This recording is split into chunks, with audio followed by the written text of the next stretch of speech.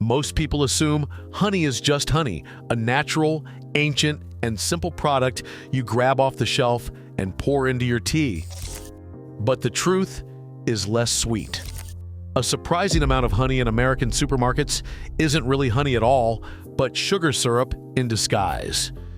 In this video, we break down 7 levels of honey, from $3 supermarket bottles to medical-grade honey used in wound care, and reveal what you are actually paying for. Let's start at the bottom. Level 1. The fake, approximately $3 to $5 for 12 to 16 ounces. Level 1 is the floor of the honey market, and it is not a great place to start. At the very cheapest end of what gets sold as honey in American grocery stores, you will find products that independent laboratory testing has repeatedly flagged as adulterated with sugar syrups, typically high fructose corn syrup or rice syrup, blended in at the processing stage, often in ways that are genuinely difficult to detect without sophisticated carbon isotope testing. This is where names like Walgreens Nice Honey live. At $3 to $5 for a large jar, the economics of what you are buying should give you pause.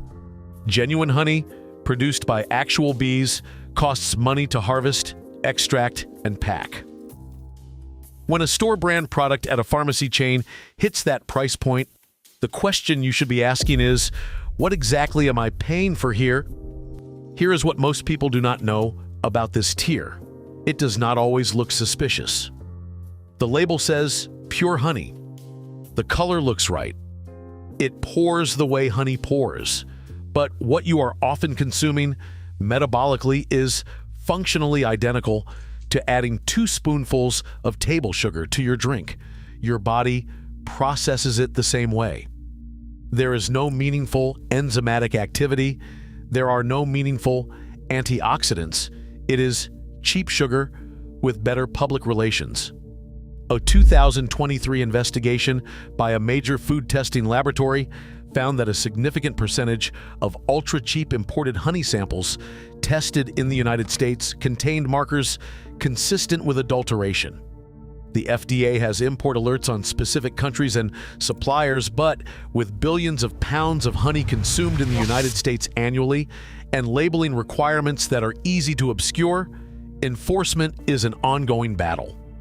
The honest assessment at level 1 is this: if the jar costs $3 to $5 for a pound or more, the probability that what you are buying is meaningfully different from a sugar packet is uncomfortably high. Avoid it. Level 2, the processed tier, approximately $5 to $8 for 12 to 16 ounces. Level 2.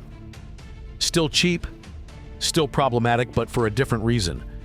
This is the honey you grew up with. The national brands, the plastic bear.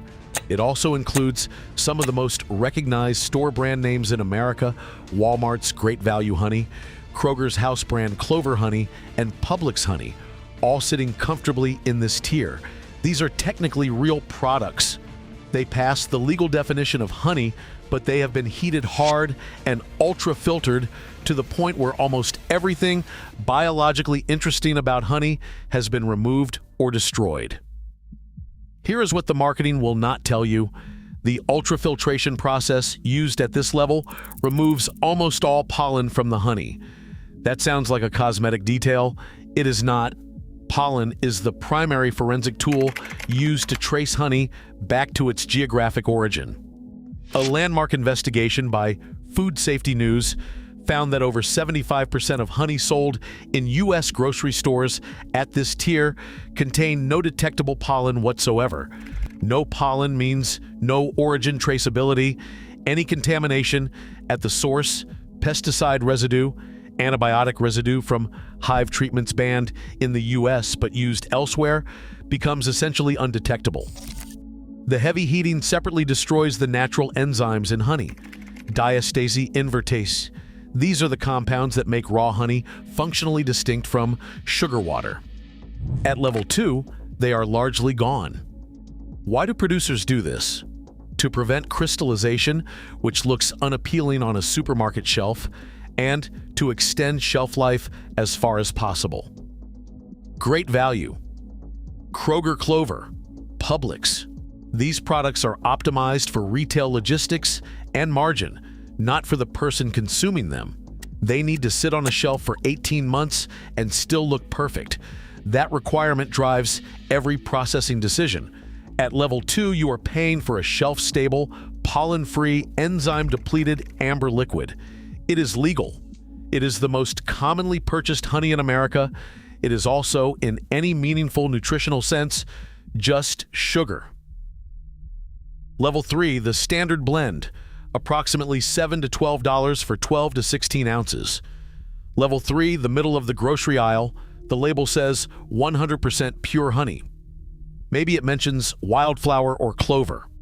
This is where Kirkland Signature from Costco lands. It is worth spending a moment on Kirkland specifically because it is probably the most purchased honey in America by volume, and people have strong feelings about it. Here is the honest truth about Kirkland and everything else at this tier. It is not adulterated in the way Level 1 often is. It has passed through legal quality controls. It is, by definition, real honey, but the phrase product of multiple countries on the label tells you something specific if you know how to read it. It means the honey has been sourced from multiple origins, blended by a packer into a standardized product, and pasteurized for consistency. The natural variation in flavor, color, and compound profile that you would get from a single origin honey has been averaged out into something reliably inoffensive. Kirkland benefits from Costco's sourcing scale, and independent tests have generally found it to be legitimate honey without signs of adulteration, which puts it meaningfully ahead of Level 1 products. But it is still pasteurized, still blended, still pollen-reduced. The enzyme activity is low. The antioxidant compounds present, quercetin and kaempferol, are there in trace amounts, not therapeutic ones.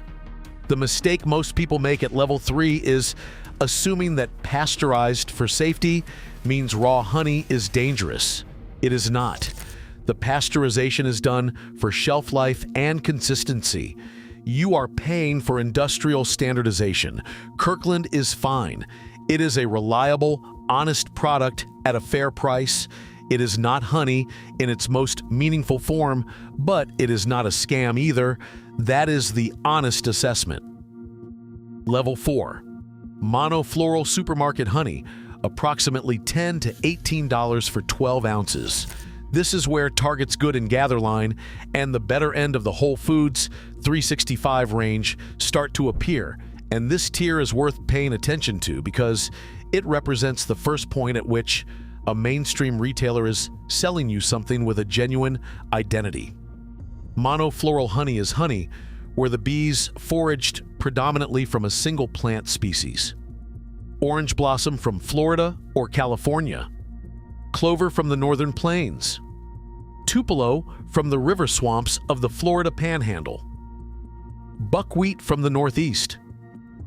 Good and Gather has made a deliberate effort to offer single varietal options at accessible price points, and the 365 Whole Foods line similarly positions its monofloral entries as a step up from commodity blends. These are not just marketing labels. Genuine monofloral honey has a measurably distinct flavor and compound profile tied to that plant species, and better producers will back the designation with pollen analysis. Buckwheat honey is dark, almost molasses-like, with notably higher antioxidant levels than light honeys. Orange blossom has a clean floral delicacy. Tupelo has a buttery, almost fruity quality that resists crystallization for longer than almost any other American honey. Here is what the marketing will not always tell you, though. Most monofloral honey at this price point, including Good and Gather and 365, is still pasteurized. It is not raw. The enzyme activity that distinguishes genuinely unprocessed honey is still largely absent. The step up from level 3 to level 4 is primarily about flavor identity and botanical specificity, not a fundamental change in how the honey has been handled. For most people, this is the first level at which buying honey starts to feel like a deliberate food choice. The premium over Kirkland or Great Value is modest and justified. If you are shopping at a mainstream retailer and want something with real flavor interest, Good & Gather and 365 are reasonable places to start. Level 5 is raw local honey. It typically costs $15 to $30 for 12 to 16 ounces. This is unpasteurized and minimally filtered, often just coarsely strained to remove wax and debris. You will not find this at Walmart or Kroger. You will sometimes find it at Whole Foods, at farmers markets, through local co-ops, or increasingly from direct-to-consumer online beekeepers. It will likely be cloudy. It may already be crystallized in the jar. Both of those things are indicators of quality, not problems. Here is what fundamentally changes at this level. You are buying something that has not been substantially altered between the hive and your kitchen. The natural enzymes are still active and measurable. The pollen is present and traceable, and in some cases, you can taste the specific geography of where the bees were working. The antioxidant compounds, including flavonoids and phenolic acids, are present at concentrations meaningfully higher than in anything at levels 1 through 4. The supply chain is completely different from everything below it. At levels 1 through 4, your honey may have passed through processors, brokers, importers, and distributors across multiple continents before reaching the shelf. At level 5, the beekeeper often filled the jar. You can usually find out exactly where the hives were. That traceability matters, not just philosophically, but practically in terms of knowing what is and is not in what you are eating. This is also where the folk tradition around raw local honey and seasonal allergies enters the conversation. The clinical evidence is modest and not conclusive, but the reasoning that consuming local pollen in trace amounts through raw honey might support tolerance has a biological logic that pasteurized versions cannot offer because the pollen has been filtered out. The honest assessment is this is still predominantly sugar. Fructose and glucose remain the dominant macronutrients. But as honey goes, as a product of its own category, this is the real thing. Everything below this level is, in varying degrees, a processed version of it. At $15 to $30 for a quality jar, this is the sweet spot for anyone who actually cares what they are buying. Level 6. Certified organic raw honey, approximately $25 to $50 for 12 to 16 ounces. Level 6 is the same fundamental product as Level 5, but with an additional layer of verified practice and a price tag that reflects it. USDA certified organic honey requires that bees forage within a defined radius of areas free from synthetic pesticides and fertilizers. Hive treatments must come from an approved list of substances. The entire operation is audited and certified by an accredited third party. You will find this tier at Whole Foods, beyond the 365 house brand in the specialty honey section, and through premium online retailers. Brands like Wetherspoon, Wholesome, and Nature. Nates occupy this space, though quality and sourcing transparency vary significantly between them. Here is where American organic honey gets genuinely interesting. Certifying large-scale domestic operations to the organic standard is logistically difficult because most of the continental United States is too saturated with conventional agriculture to maintain the required forage buffer zones. As a result, a meaningful portion of USDA organic honey on United States shelves is imported from Brazil, Mexico, New Zealand, and parts of Europe where geography makes certification more achievable. This is not a red flag, it is simply useful context when you are reading a label and trying to understand what organic is actually certifying in this specific category. What you get for the premium is primarily reduced pesticide exposure, and tighter documentation of practice. If both a level 5 and a level 6 jar are genuinely raw and single origin, they may taste similar or identical. The difference is in what you know about how the honey was produced and the confidence that comes with third-party verification. For someone who treats honey the way they might treat a quality olive oil, as an ingredient worth actually thinking about, this is the appropriate level. We have officially left the realm of grocery shopping and entered something else entirely. Manuka honey from New Zealand is sold in specialty health stores, pharmacies, and online in the United States at prices that start around $50 for a small jar and climb quickly depending on the MGO or UMF rating on the label. High-grade Manuka with an MGO 800+ or UMF 20+ rating can run $100 to $150 or more for 8 ounces. You will not find the real thing at Walmart or Costco. You will find it at Whole Foods, at specialty health retailers, and through direct importers online.